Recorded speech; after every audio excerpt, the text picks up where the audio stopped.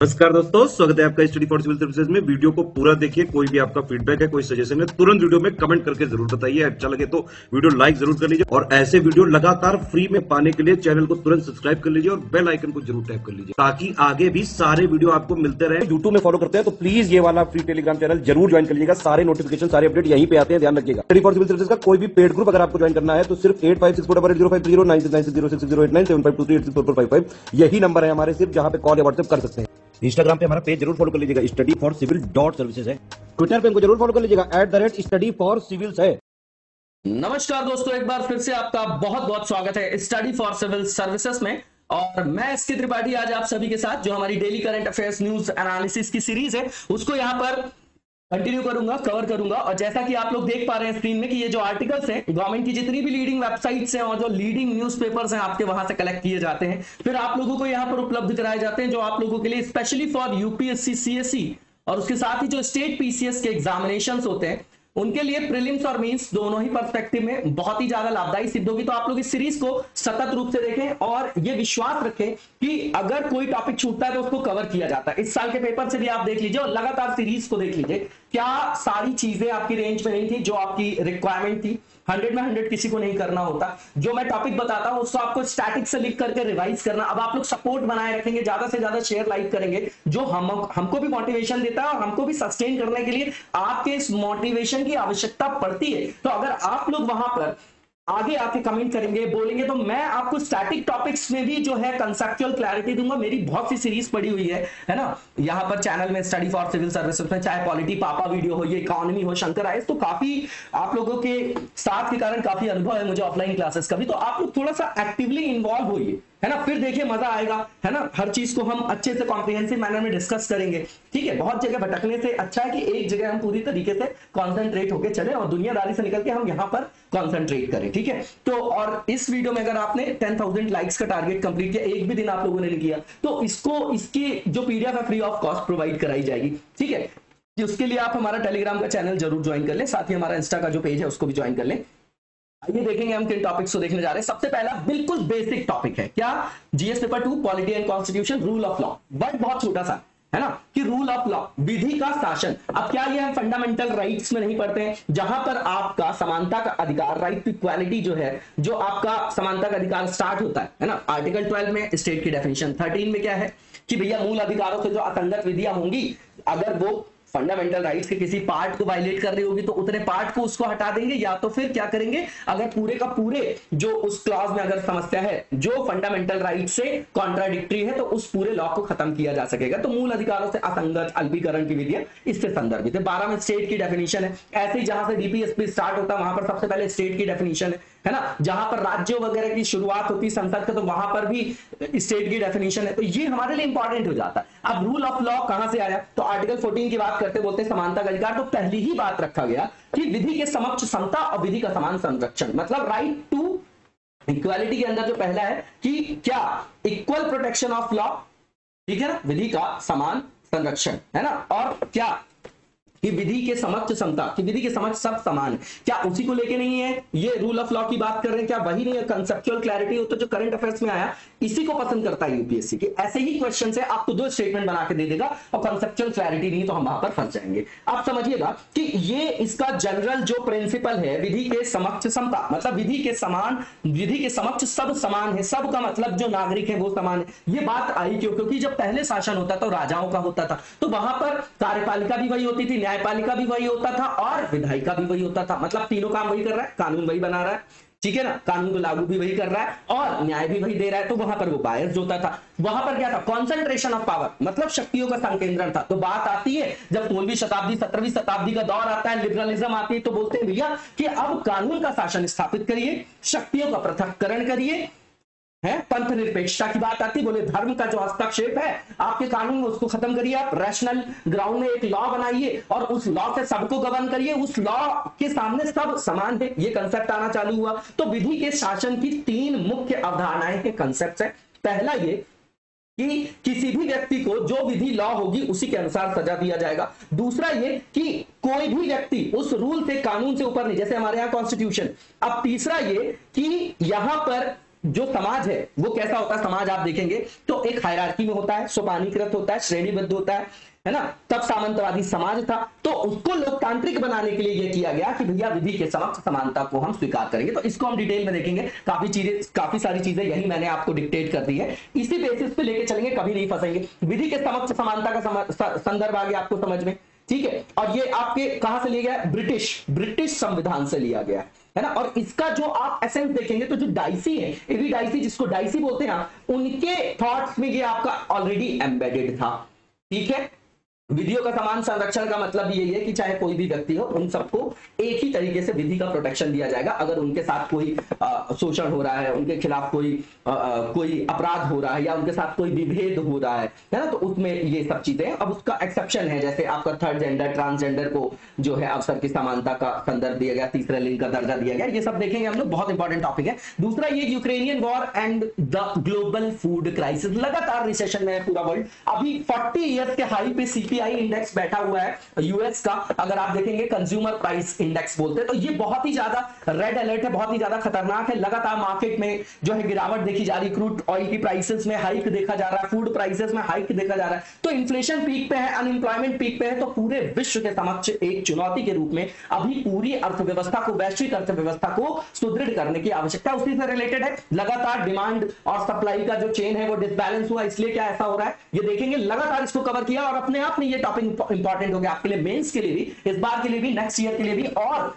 यहां पर किस तरीके से जो आपकी अनपेक्षित जो इस तरीके की घटनाएं होती है उससे बचने के लिए किस तरीके की कवच की आवश्यकता है पूरे विश्व को, हर देश को, वो भी एक क्वेश्चन मार्क यहां से उठता है। तो ये जीएस पेपर 2 का पार्ट है, इंटरनेशनल पॉलिटिक्स। तीसरा ये प्रधानमंत्री गरीब कल्याण योजना, कोविड-19 जब कोविड स्टार्ट हुआ तो उसके कारण गरीब लोगों का, वंचित वर्गों को सहायता देने के लिए कि उनकी जो मूलभूत आवश्यकताएं हैं वो बाधित ना हो, इसलिए इसको लाया गया था। इसको कई बार हम लोगों ने कवर भी किया, थर्ड पेपर में, सेकंड पेपर में, दोनों में रख सकते हैं। सेकंड पेपर में सोशल जस्टिस के कारण रख सकते हैं। इसके बाद इंडो वियतनाम रिलेशन है, तो अभी लॉजिस्टिक्स रिलेटेड हमने वियतनाम के साथ क्या किया है, टाइप किया है, MOU साइन किया है। तो ये इंपॉर्टेंट है क्योंकि मिलिट्री डोमेन में है, डिफेंस के डोमेन में हमारा क्या है, ये वहां पर उसके साथ रिलेशन जो है स्ट्रेंथन हो रहा है। इसका मतलब ये कि साउथ चाइना सी और जो चाइना के संदर्भ में जो हम काउंटर बैलेंस किया, बैलेंस ऑफ पावर को जो है अपने और झुकाव करने की, जो शक्ति संतुलन अपने हित में करने के संदर्भ में हमारे लिए क्या है, धनात्मक एक कदम है पॉजिटिव एक अप्रोच है, प्रैग्मेटिक अप्रोच है आईआर में, आईआर की जो हमारी पॉलिसी। तो इसको देखें, जीएस पेपर 2 का पार्ट है। कोऑपरेटिव बैंक सीधा सीधा फाइनेंशियल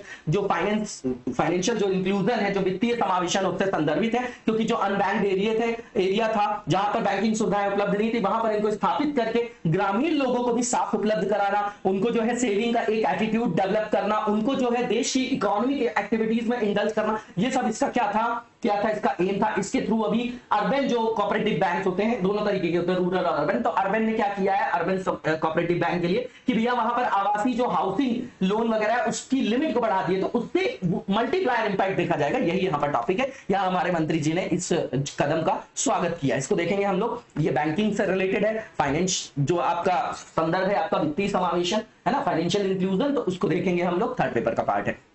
पहले वाले टॉपिक को डिटेल में देखते हैं, कई सारी चीजें मैंने आपको बता दिया। ये न्यूज में इसलिए है कि अभी बोल रहे हैं कि जो इंक्वायरी वगैरह चल रही है 2019 में हैदराबाद एनकाउंटर किलिंग वगैरह की, तो उसके अंतर्गत जो है पुलिस को स्पिरिट ऑफ द लॉ को जो है बनाए रखना चाहिए, कानून की भावना का पालन करना चाहिए। नॉर्मल सी चीज है। कानून के शासन का मतलब ये कि किसी भी देश का शासन एक कानून के समुच्चय के द्वारा चलाया जाएगा। उस कानून के सामने सब जो है बराबर है। अगर उस कानून का कोई भी उल्लंघन करेगा तो जो भी वहां पर सजा निर्धारित है या प्रक्रिया निर्धारित है उसके अकॉर्डिंग ही उसको ट्रीट किया जाएगा। That's it. अब पुलिस कस्टडी को समझा रहे, देखिए समझ लीजिए पुलिस कस्टडी और जुडिशियल कस्टडी में क्या फर्क है।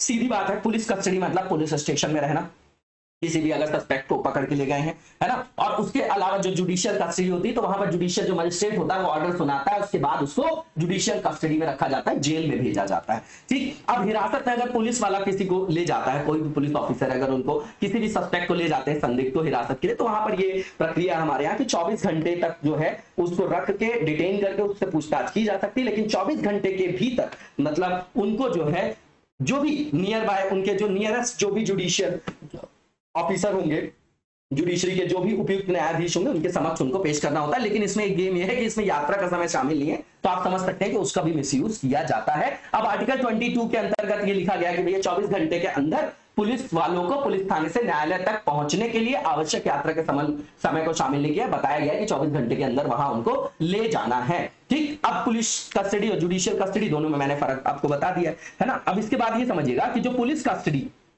होती है उसमें तो नॉर्मल पुलिस स्टेशन में जब आरोपी को किसी मजिस्ट्रेट, जो जुडिशियल मजिस्ट्रेट है, न्यायिक मजिस्ट्रेट, उसके सामने जब पेश किया जाएगा तो वो क्या क्या कर सकता है। 3 कंडीशन, पहला जमानत दे दे, रिहा कर दे, दूसरा उसको बोल दे कि भैया जेल में डाल दो, तीसरा ये कि उसको वापस से पुलिस के इंटरोगेशन के लिए भेज सकती है। इनके लिए उनके पास अपने तर्क होते हैं, उसके हिसाब से वो वहां पर निर्णय लेते हैं। अब न्यायिक हिरासत अगर है और उसको जेल भेज दिया गया और बोल दिया मतलब जो हमारे अधिकारी होंगे वहां पर, कोई भी जो जज वगैरह होंगे, न्यायाधीश, तो वो बोल दिया अगर, तो फिर पुलिस अधिकारी जो है उससे पूछताछ करने की अनुमति नहीं है। जब वो बोलेंगे तभी वो उसको इंटरोगेट कर सकते हैं। जब अदालत उनको अनुमति देगा तभी आगे की जांच के लिए पूछताछ कर सकेंगे। ठीक, अब यहां पर समझिएगा जरा कि विधियों का समान संरक्षण, विधि के समक्ष समता तो हमने समझ ली, ये दरअसल विशेषाधिकारों के अंत से रिलेटेड था, विधि का समक्ष समानता, क्योंकि पहले सामंतवादी समाज था हमारे यहाँ, तो वहां पर धन संपत्ति, भूमि, वंश, इसके आधार पर कोई भी नागरिकों के अंतर्गत जो है डिस्क्रिमिनेशन ना हो, विभेद ना किया जाए, इसलिए इस तरीके के कानून के शासन को अपनाया गया जो विधि के समक्ष समानता को मूर्त रूप प्रदान करता है। अब इक्वल प्रोटेक्शन ऑफ लॉ को समझिएगा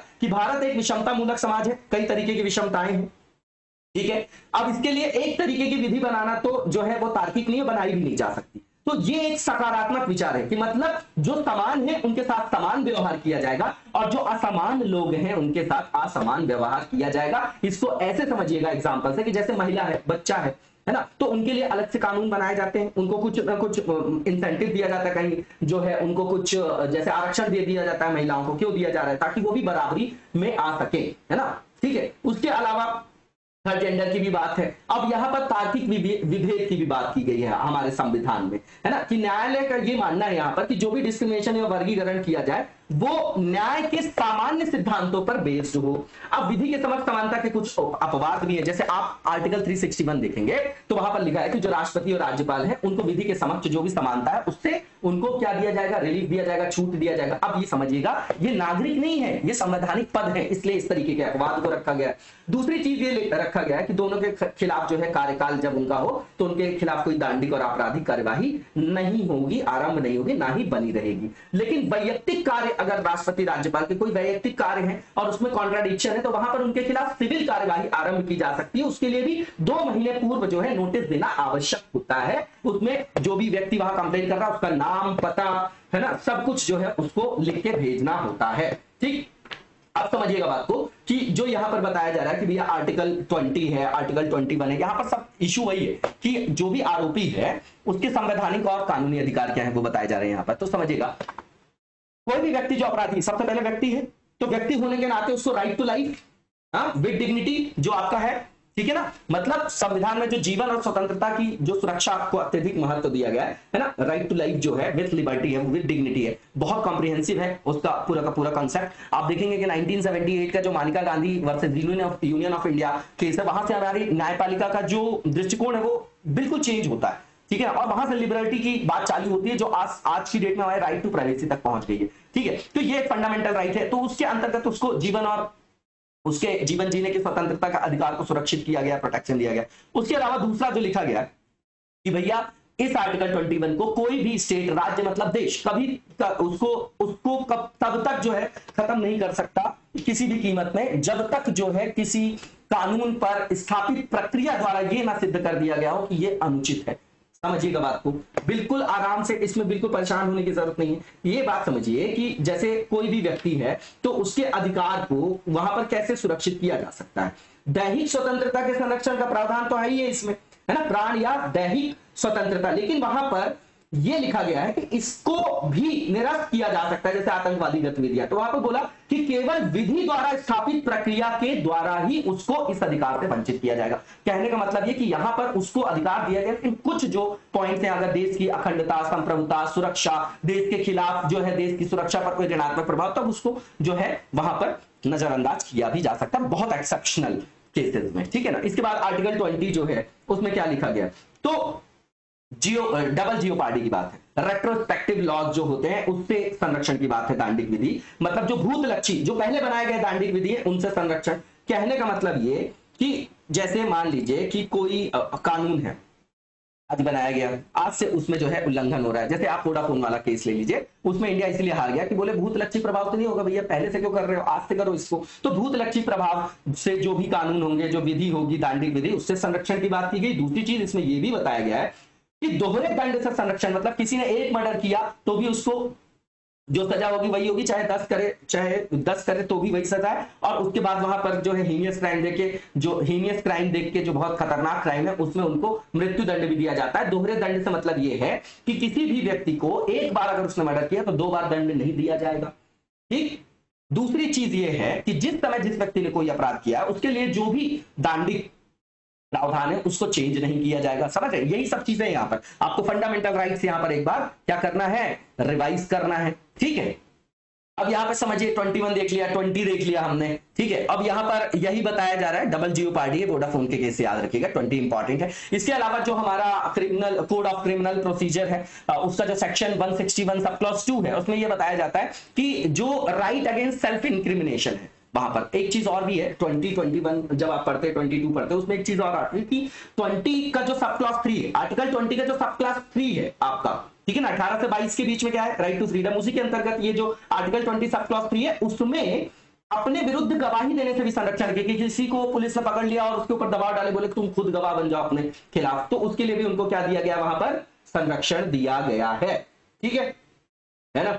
अब वहां पर यह है कि जैसे और भी चीजें हैं इसके अंदर, जैसे नार्को टेस्ट होता है, फिंगरप्रिंट है, ब्रेन मैपिंग है, तो उसके लिए किसी व्यक्ति को बाध्य नहीं किया जा सकता जब तक कि कुछ क्या हो, कुछ वहां पर ऑर्डर्स वगैरह ना हो, एक्सेप्शनल कोई कंडीशन ना हो तब।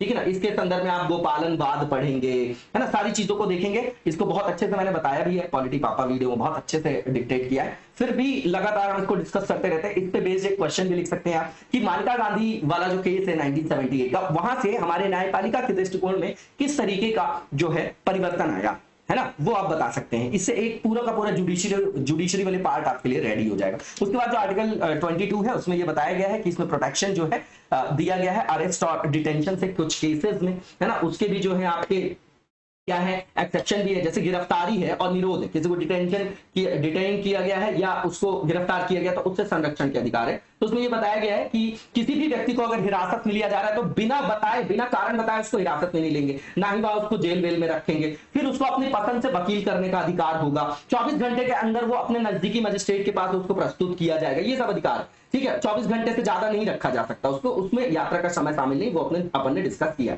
आर्टिकल 22 सब क्लॉज 2 जो है उसमें बताया गया है कि ये सुविधा जो है वो विदेशी शत्रु या जो भी आपके जैसे कोहेप होता है आपका, है ना, जो रासुका है आपका, या मान लीजिए मीसा है आपका, जो इस तरीके के आतंकवाद से रिलेटेड जो आपके क्या है कानून बनाए गए हैं, उसके अंतर्गत अगर वो अपराधी है तो उनको ये प्रोवाइड नहीं किया जाएगा, है ना। उसके लिए जो है निवारक निरोध की बात की गई। निवारक निरोध मतलब कोई क्राइम होने से पहले उसको डिटेन कर लिया जाए। ठीक है ना। नजरबंदी के आधार वगैरह भी बहुत है, उसको काफी डिटेल में मैंने बताया भी है ना। इसके लिए बहुत सारे आपने एक्ट पढ़े होंगे, जैसे आंतरिक सुरक्षा कानून जिसको मीसा बोलते हैं आप, निवारक निरोध अधिनियम है 1950 का। उसके बाद जो conservation of foreign exchange and prevention of smuggling activities act COFEPOSA जिसको मैं बोल रहा था 1974, है ना। रासुका है, टाडा है संजय दत्त वाला 1985 वाला, तो इसके अंतर्गत होगा तो फिर नहीं माना जाएगा उसको। ठीक है, तो इसके आगे देखेंगे हम लोग। और टॉपिक नंबर 2 बहुत इजी है, लगातार देखते आ रहे हैं हम लोग कि जो आपका ये इन्वेजन है रशिया का यूक्रेन पे, उसके लगातार प्रतिबंधों के कारण पूरे विश्व में जो है वो आपूर्ति जो श्रृंखला है उस पर ऋणात्मक प्रभाव पड़ा है, और इससे वैश्विक जो खाद्य कीमतें हैं वो लगातार बढ़ गई है। इसके कारण जो कम आय वाले देश हैं उसमें लाखों लोग जो है भुखमरी के खतरे से जूझ रहे हैं। अब इसके इंपॉर्टेंट पॉइंट क्या है, तो यूक्रेन और जो उसके सहयोगी हैं वो इसके लिए रूस को ब्लेम कर रहे हैं, रूस ऐसे यूक्रेन को ब्लेम कर रहा है ना, नॉर्मल सी चीज है। ये हमको बोल रहे हैं कि ये जो आपके ब्लैक सी पोर्ट्स है, माइकोलाइव और जो ओडेसा जो आपका पार्ट है ना, ये मैप में देख जाइएगा, तो यहाँ पर जो आपका सीमा जो है बॉर्डर है, नाकाबंदी कर दी है, तो वहां पर आवाजाही बंद हो गई, है ना, इन सब चीजों की। तो उसके कारण जो है सप्लाई क्रंच हो गया, तो रेट बढ़ गया। दूसरी चीज ये कि रशिया ने बोला कि इसके लिए अब वो किसको जिम्मेदार ठहराएगा, तो जो आपके वेस्ट वाला वर्ल्ड है, तो पश्चिमी ताकतों को, पश्चिमी देशों को उसने प्रतिबंध जो लगवाए हैं उसको जिम्मेदार ठहराया। अब ये समझिएगा कि इसके कारण हुआ क्या है, जो इकोनॉमिक सैंक्शन हुए तो इसने एक्सपोर्ट को कॉम्प्लिकेट कर दिया, तो भैया सप्लाई चेन डिसरप्ट हो गई ना, वहां पर क्या हो गया, नेगेटिव इंपैक्ट पड़ गया। ठीक है, इसके खिलाफ ये भी बोल रहे हैं कि रशिया के खिलाफ इन्होंने जो है कई सारे प्रतिबंध लगा दिए, तो इसके कारण कृषि उद्योग के लिए जो भी फाइनेंसिंग थी उस पर भी नेगेटिव इंपैक्ट पड़ा। नॉर्मल से पॉइंट है, रटने की आवश्यकता बिल्कुल नहीं है। अब ये समझिएगा कि जो सप्लाई डिसरप्शन हुआ ब्लैक सी रीजन में, उसने क्या किया कि जो ये आपका जो महंगाई है ना, जो फूड प्राइसेस का हाइक है वो अपने पीक पे पहुंच गया। इसमें किसने बताया है? तो ये आपकी ये डेटा हमारे लिए इंपॉर्टेंट होगा। क्यों? क्योंकि FAO बता रहा है, खाद्य और कृषि संगठन का जो वैश्विक खाद्य मूल्य सूचकांक है वो मार्च में अपने पीक पे पहुंच गया था। ये बहुत इंपॉर्टेंट डेटा। उसके बाद प्राइस इंडेक्स जो सीरियल्स का है और ऑयल का है वो 1990 से अभी तक अपने पीक लेवल पे खड़ा हुआ है। मतलब बहुत ज्यादा इन्फ्लेशन। आप देख लीजिए ना, 10,000 के आसपास ट्रेड कर रहा है आपका क्रूड ऑयल, है ना, मार्केट में। आप देखेंगे अगर WTI देखेंगे, ये सब जो है इकोनॉमिक्स का पार्ट है। वर्ल्ड बैंक जो है वो बताता है कि जो एग्रीकल्चरल प्राइसेस इंडेक्स है वो 40% हाइयर है कंपेयर टू जनवरी 2021। एक डेटा या दो डेटा अपने पास रख सकते हैं, हम ऐसे में भी यूज करेंगे, आंसर में भी। अपने पास तथ्यों को ऐसा रखना है हमको जिसको हम दसों जगह हर जगह यूज कर सकें। ऐसे होना चाहिए हमारे अस्त्र शस्त्र, ठीक है ना, कि हम यूज कर सके। ठीक, अब इसके बाद जो मेज और व्हीट का प्राइसेस है, इसमें जो राइस देखा गया 42% और 60% रिस्पेक्टिवली। कब से? जनवरी 2021 के रिस्पेक्ट में बता रहे हैं। इसके बाद जो ग्लोबल फूड, फ्यूल और फर्टिलाइजर प्राइसेस हैं उसको भी प्रोजेक्ट किया गया है कि वो बहुत हायर लेवल पे हैं इस साल और लगातार रहेंगे 2024 तक, ऐसा बोला जा रहा है ना। तो और इसके बाद ये बोल रहे हैं कि जो UN वर्ल्ड फूड प्रोग्राम, उसने बोला Ethiopia, Nigeria, south Sudan, Yemen जो है ये हाईएस्ट अलर्ट पे हैं क्योंकि फूड सप्लाई आपकी डिस्टर्ब हुई है। अब इसके क्या महत्व है? तो सबसे पहली चीज समझिए, रशिया और यूक्रेन की इंपॉर्टेंस बताई जा रही। रशिया और यूक्रेन की बात करें तो पूरे वर्ल्ड का जो व्हीट सप्लाई है उसका मोर देन क्वार्टर का मतलब 25% से ज्यादा ये जो है ये आपूर्ति करते हैं पूरे वर्ल्ड में। तो भैया इसके कारण तो नेगेटिव इंपैक्ट पड़ेगा अगर यहाँ पे सैंक्शन होगा। उसके बाद यूक्रेन की बात करें तो मक्के के आयाम पे दुनिया का चौथा सबसे बड़ा एक्सपोर्टर है वो, और टोटल वर्ल्ड के एक्सपोर्ट में उसका 16% का क्या है? कंट्रीब्यूशन है ना। ये इंपॉर्टेंस बता रहे हैं। यूक्रेन जो है 46% सनफ्लावर सीड और सनफ्लावर ऑयल को प्रोड्यूस करता है। वर्ल्ड का लार्जेस्ट एक्सपोर्टर भी है सनफ्लावर ऑयल का। तो ये जरूरतें तो हम आयात से पूरी करते हैं, तो ये हमारे लिए ये डिसरप्शन होगा तो हमारे यहाँ भी इसका नेगेटिव इंपैक्ट पड़ेगा, पूरे वर्ल्ड में भी पड़ेगा। रशिया जो है लीडिंग एक्सपोर्टर फर्टिलाइजर का, है ना, और इसेंशियल ये कमोडिटी है क्या? फर्टिलाइजर फूड प्रोडक्शन के लिए। तो भैया इससे हमारे किसानों पर भी प्रभाव पड़ेगा। हम आयात करते हैं ज्यादा से ज्यादा उर्वरक, तो हमारा बैलेंस ऑफ पेमेंट जो है, करंट अकाउंट डेफिसिट जो है लगातार जो है नेगेटिव होगा, ठीक है ना। इसके बाद यहां पर ये बताया जा रहा है कि रशिया बेलारूस के साथ 38% पोटासिक जो आपका पोटासिक जो है आपका पोटाश उर्वरक है, और उसके बाद नाइट्रोजेनस जो फर्टिलाइजर है उसमें 15% का कंट्रीब्यूशन। तो ये प्रभाव बता रहे हैं। अब भारत पे प्रभाव, पहली चीज सनफ्लावर ऑयल में कि भैया भारत की जो सनफ्लावर ऑयल की नीड्स है ये रशिया और यूक्रेन दोनों जो है इस संदर्भ में हमारे लिए इंपॉर्टेंट है। और भारत अपने जो सनफ्लावर जो भी आपका ऑयल है, सनफ्लावर ऑयल सीड्स है, उसकी नीड के लिए 86% हमारी जो जरूरत रूस और यूक्रेन से पूरी होती है, तो इस पर नेगेटिव इंपैक्ट पड़ेगा। उसके बाद अपनी बहुत बड़ी जो हमारी फर्टिलाइजर की नीड है उसका बहुत बड़ा पार्ट हम रशिया से क्या करते हैं? फुलफिल करते हैं। तो ये कॉन्फ्लिक्ट जो है उस पर भी नेगेटिव इंपैक्ट डाल रहा है। तो इसके लिए हम फिर दूसरा विकल्प की ओर भी जो है वो आगे बढ़ रहे हैं, अग्रसर हो रहे हैं। ऐसा समझिए कि जब एक ही जगह, एक ही किसी देश पे हम डिपेंडेंट हो जाते हैं तो वहां पर भी हमारा शोषण होता है। तो इससे जो है नए विकल्प की ओर भी भारत प्रेरित हुआ है, जैसे कि कनाडा, इजराइल, है ना, अपनी मांगों को पूरा करने के लिए, क्योंकि ये हमारे लिए जो है टॉप प्रायोरिटी है ना, क्योंकि आज भी 50% लोग डायरेक्टली इनडायरेक्टली प्राइमरी सेक्टर से इंडल्ज है। इसके बाद ये है जैसे गेहूं के संदर्भ में तो भारत बांग्लादेश, श्रीलंका, इंडोनेशिया जैसे जो देश है वहां पर अपनी स्थिति मजबूत करने पर विचार कर सकता है, नए विकल्पों की तलाश कर सकता है। इसके बाद जो भारत है, तुर्की है, मिस्र है, मिडिल ईस्ट है, यहाँ पर गेहूं के निर्यात का विस्तार करने की कोशिश कर रहा है लगातार हमारा देश, है ना। और रूस और यूक्रेन जो है लंबे समय से यहाँ पर आधिपत्य जमाए हुए, तो कहीं ना कहीं हर चीज के नुकसान होते हैं तो फायदे भी होते हैं, दोनों पक्ष होते हैं। उसी में से एक पक्ष ये है कि अब हम यहाँ से जो है एक्सपोर्ट के लिए नए विकल्प तलाश सकते हैं और अपने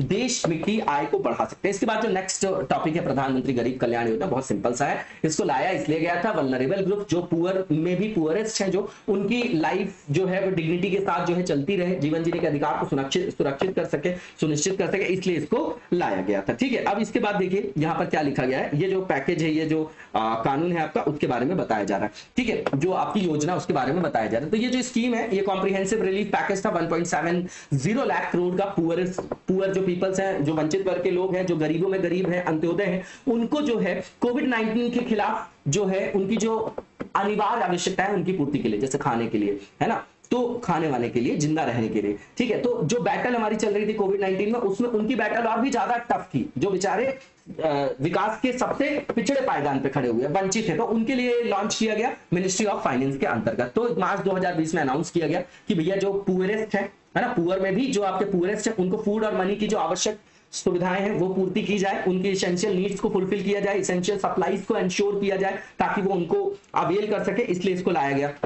ठीक है। इसके बाद इसके अंतर्गत 80 करोड़ लोगों को 5 किलो वीट और राइस जो हर 1 किलो जो भी आपका वो दालों को पसंद करेंगे, जो प्रेफर करेंगे, उनको वो प्रदान किया जाएगा। 20 करोड़ महिला जनधन जो भी आपकी खाता धारक महिलाएं थी उनको 500 रुपए पर मंथ दिया गया। 13.62 जो आपके करोड़ परिवार हैं उनको लाभ पहुंचाने के लिए मनरेगा के अंतर्गत जो आपका वेजेस था उसको 182 से बढ़ा के 202 कर दिया गया पर डे के हिसाब से। इसके अलावा 3 करोड़ जो गरीब वरिष्ठ नागरिक हैं, वयोवृद्ध, उनके अंतर्गत जो गरीब है, विधवा है, गरीब विकलांग है, उनको भी 1000 रुपए की अनुग्रह राशि प्रदान की गई। इसके बाद जो 8.7 करोड़ किसान थे उनको बेनिफिट देने के लिए जो मौजूदा प्रधानमंत्री किसान योजना थी उसके अंतर्गत अप्रैल 2020 के पहले वीक में किसानों को 2000 रुपए भी दिए गए, ट्रांसफर किए गए। इसके बाद जो राज्य सरकार है उनको केंद्र सरकारों ने विनिर्माण के अंतर्गत जो श्रमिक लगे हुए हैं, भवन और निर्माण श्रमिक कल्याण कोष, उसका उपयोग करने के आदेश दिए गए। इसके अलावा जो भी वल्नरेबल ग्रुप्स हैं वहां पर सेंसिटिविटी, उनकी संवेदनशीलता को ध्यान रखते हुए ये जो आपकी स्कीम है इसका जो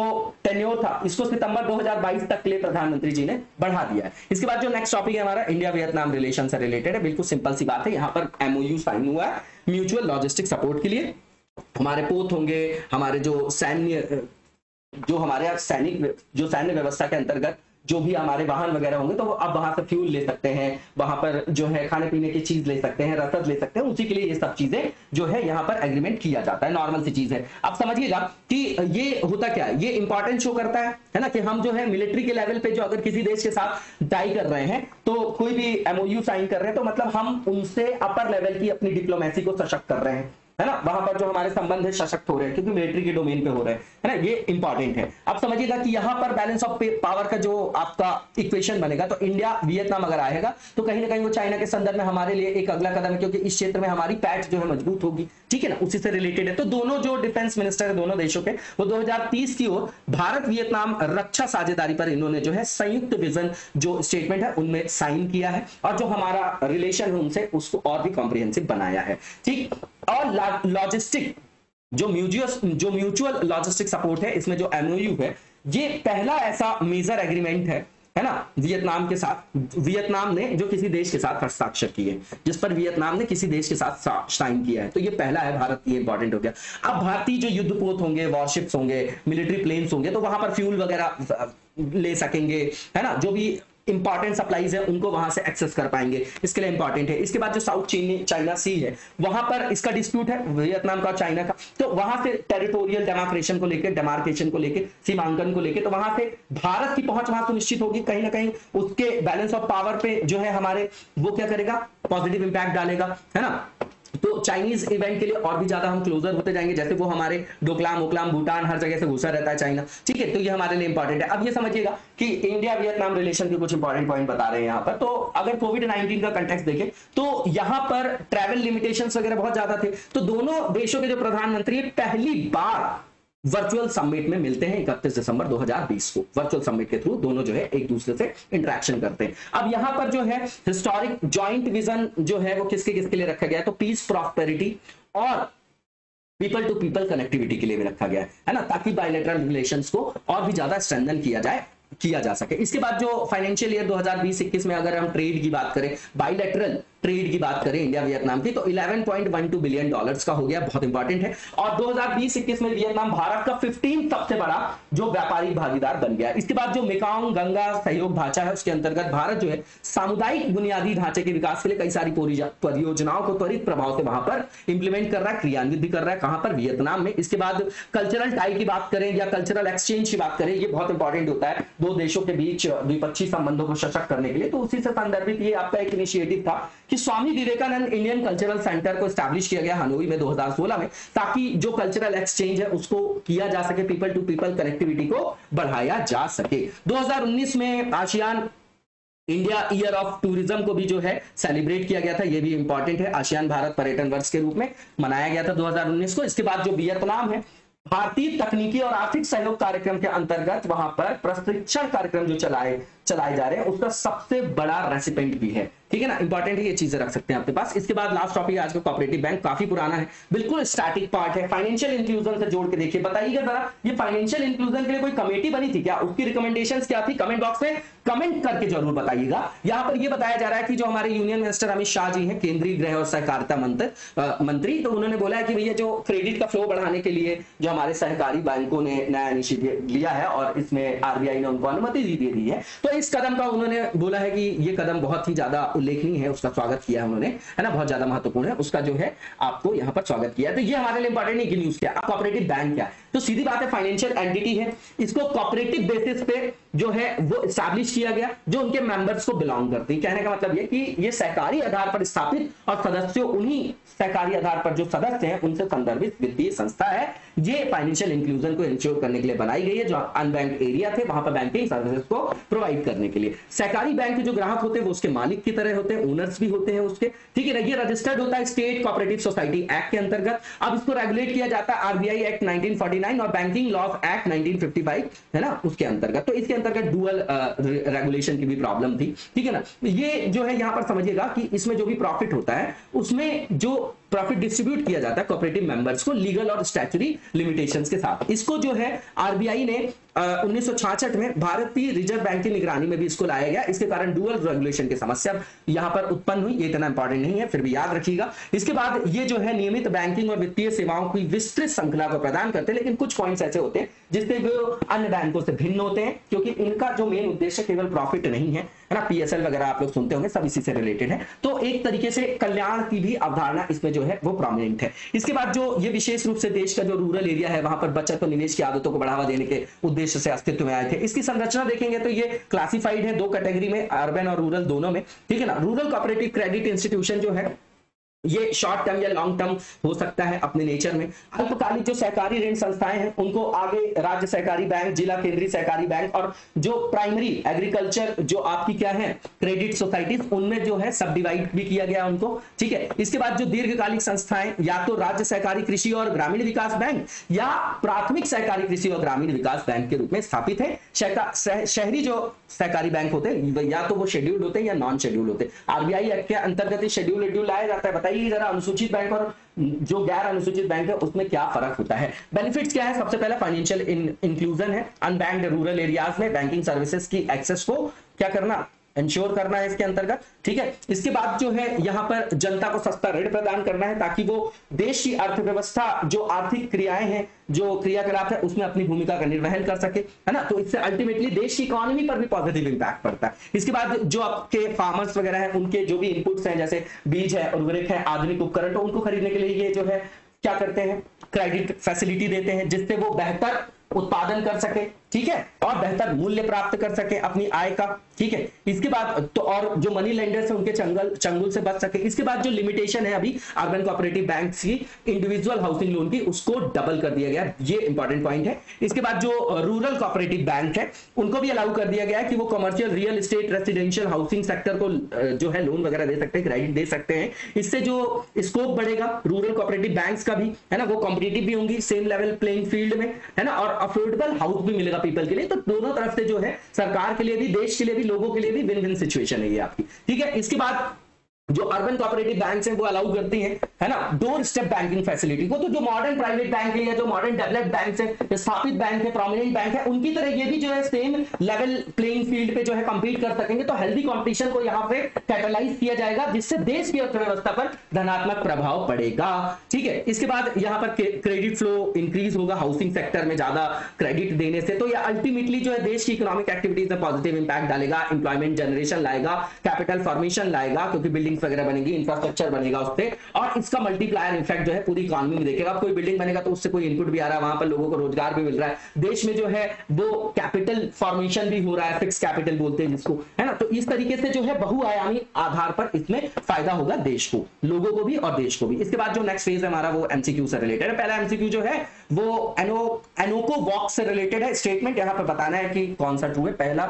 जो स्टेटमेंट है बहुत इंपॉर्टेंट है ये, कि ये पहली इंडियन कोविड-19 वैक्सीन है एनिमल्स के लिए, बिल्कुल ठीक है। इसको डेवलप किया हरियाणा के ICR national research centre on इक्विन्स ने, है ना, बिल्कुल ठीक है, इक्वाइंस लिखा हुआ है। दूसरा स्टेटमेंट भी ट्रू है। तीसरा ये कि वैक्सीन सेफ है डॉग्स के लिए, लाइन्स के लिए, लेपर्ड्स के लिए, माइस के लिए, रैबिट्स के लिए, है ना, ये प्रोटेक्शन देगा डेल्टा और ओमिक्रॉन वेरिएंट दोनों। तो तीसरा स्टेटमेंट भी ट्रू है। चौथा ये कि अप्रैल 2021 में रशिया जो है ऐसा देश का, पूरे विश्व का पहला देश बनता है जो रजिस्टर करता है वैक्सीन एनिमल्स के लिए। कौन सी? कार्निवाक को किसके खिलाफ है ये, किसके लिए वैक्सीन बनाई गई है? तो कोविड-19 के लिए। चारों स्टेटमेंट बिल्कुल ठीक है, सही पूछा गया था, इसलिए इसका आंसर आपका all of the above sea हो जाएगा। इसके बाद जो लास्ट आज का एमसीक्यू है उसमें दा विंची मिशन के बारे में पूछा जा रहा है। बहुत इंपॉर्टेंट है, ये भी नासा का मिशन है। इसके बारे में जो भी ट्रू स्टेटमेंट है वो पिक करना है। पहला ये कि इसे लॉन्च किया था नासा ने 2029 में लॉन्च किया जाएगा। कब? 2029 में लॉन्च किया जाएगा दा विंची मिशन नासा के द्वारा, और ये रिलेटेड है किससे? शुक्र से, वीनस से, ठीक है। तो ये स्पेसक्राफ्ट जो है ये एक्सपेक्टेड है कि ये एक्सप्लोर करेगा जो भी वीनस एटमॉस्फेयर की लेयर है ना, और वहां के सरफेस पे ये रीच करेगा। कब? जून 2031 में। 2029 है 2029 में लॉन्च किया जाएगा, 2031 में ये वहां पर पहुंचेगा सरफेस पे, ऐसा अभी इनका मिशन है। तो दोनों स्टेटमेंट बिल्कुल ट्रू है। इसका आंसर आपका सी, बोथ आर जो है वो करेक्ट हो जाएगा, बी हो जाएगा इनकरेक्ट नहीं, दोनों जो है सही है, ठीक है, दोनों जो है आपके सही है। इसका आंसर आपका डी हो जाएगा, ठीक है ना, ध्यान दीजिएगा, दोनों स्टेटमेंट यहां पर सही है। इसका आंसर आपका बोथ आर करेक्ट हो जाएगा। और ये याद रखिएगा कि शुक्र पे और मंगल पे ही हमारा जो है कंसंट्रेशन क्यों, बताएंगे जरा कि शुक्र पे भी क्या जीवन की उत्पत्ति की संभावना है, इसलिए क्या वहां पर एक्सप्लोर किया जा रहा है, इसको बताइएगा कमेंट बॉक्स में। और इसी के साथ आज के वीडियो को यहीं पर विराम देंगे, नेक्स्ट वीडियो में कंटिन्यू करेंगे। तब तक लगातार जबरदस्त तरीके से पढ़ते रहिए और आगे बढ़ते रहिए। Thank you so much, best of luck.